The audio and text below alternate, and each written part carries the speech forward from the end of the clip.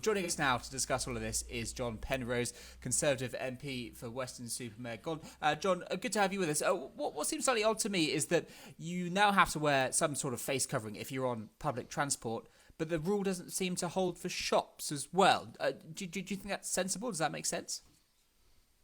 I think it's one of those things where you've got to be led by what the medics and the scientists are saying about what works and what doesn't. And it's interesting, isn't it, that at the start of this pandemic, the advice was, look, actually, unless you are a medic working in a high risk area treating people with the virus, actually the starting point was they didn't think that face covering did very much other than perhaps helping you and I not to touch our face so often, which might reduce transmission. And that's changed, hasn't it? They've sort of moved away from that and saying, no, actually, on some of these, in some enclosed areas, it does make sense to have a face covering. I think that, therefore, the question is, are we being consistent? And the simple answer is, I think we need to ask the scientists that question rather than politicians. But I think it is a legitimate question to ask. But again, if the science says, look, it's important if you are in a more tightly packed environment, and if you're on a bus or on a tube, then you tend to be closer to people than you might otherwise be in a shop. And therefore, what's the balance of risks there? Because I don't think it is. People tend to move around in shops; they aren't nearly so close to their neighbours, so the balance of risks is different. But I think we should be led by the science. But John, you absolutely crystallised the problem right there, being led by the science, and yet the science is saying different things. And the government, it does seem to many people, not least many Conservatives and many Conservative backbenchers, doesn't seem to be very sure-footed in where it's going with this, talking about referring to the scientists, but then seeming to deliver mixed messages. I mean, this is a problem, isn't it? Well, I think that the difficulty is this is a new virus. I mean, this is something which didn't exist on the planet a matter of months ago. And so, therefore, the science, you're right, is changing. They're discovering more about how it gets transmitted, how long it survives outside or indoors and all those other things. And as they discover more, yes, you're right, the advice to public policy decision makers in any country around the globe is changing. So, yes, you're right that it is a bit of a moving target, and it has changed, I think. But that's because we understand more today than we did yesterday.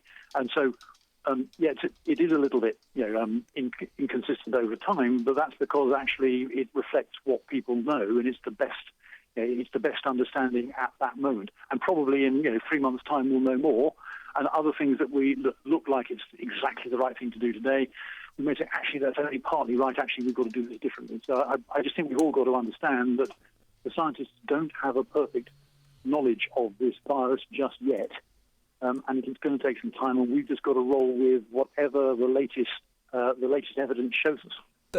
But John, you've only got to look at the death figures to see how far behind the UK is compared to many other countries. To go back to the example of masks in Germany, France, Italy, Spain, they're all mandatory in shops. Is the risk not here that, in a broader sense, Britain finds itself behind the curve on another major public health measure, as we saw happen with lockdowns? Well, I think you're right that everyone's naturally following the international comparisons about how are we doing compared to other countries, and there's a whole series of questions about whether or not how comparable the mortality figures are and all that sort of stuff. But I think that the point to say is that an awful lot depends not just on what the science is saying, but also on what your society is like. So, if you have a society which has got lots of people from multiple generations living in the same household, then you've got a higher degree of risk, and therefore you may want to take a different set of decisions than a country that doesn't have that. You've got a lot of people travelling on public transport into and out of work, as opposed to going by car or by foot or on bicycles. You're going to want to take different decisions there.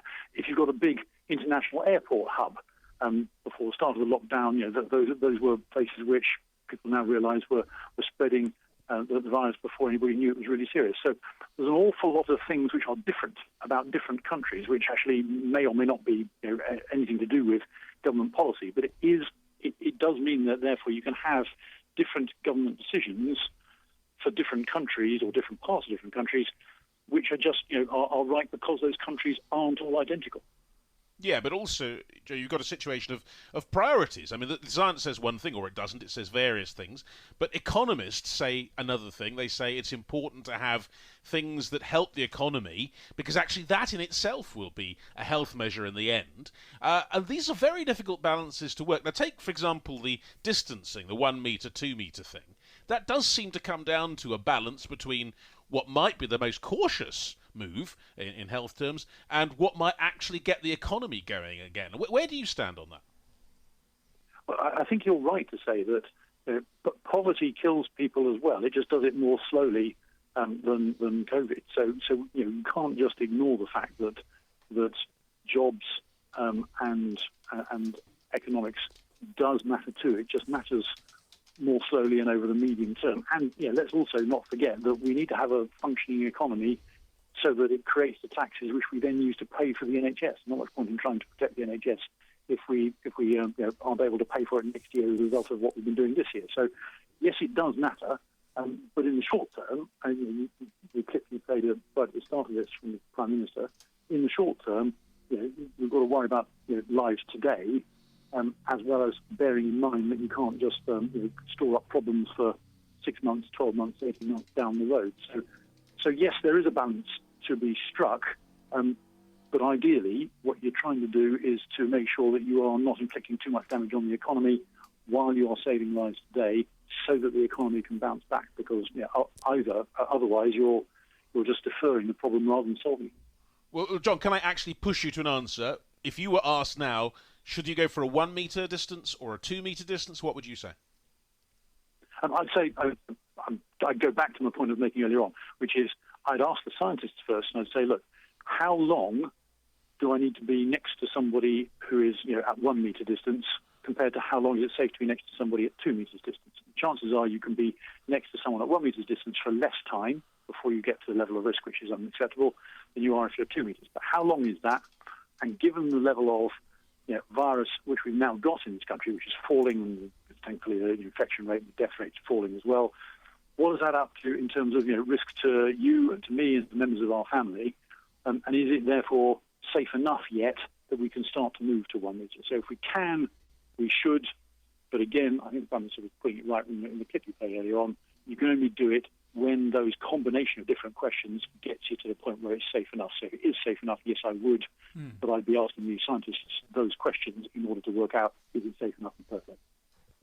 Okay, got to ask you about Brexit as well. Of course, we've got Boris Johnson meeting with EU leaders today to try and give things a bit of a push on. He's going to say that he's saying that while the UK wants a free trade agreement, it's not afraid to walk away at the end of the year without one. Are you as relaxed about the prospect of no deal at the end of the year? I don't think anybody is relaxed about it. It's clear that a proper free trade agreement, or even a modest free trade agreement, would be preferable. So I think we need to go all guns blazing towards that.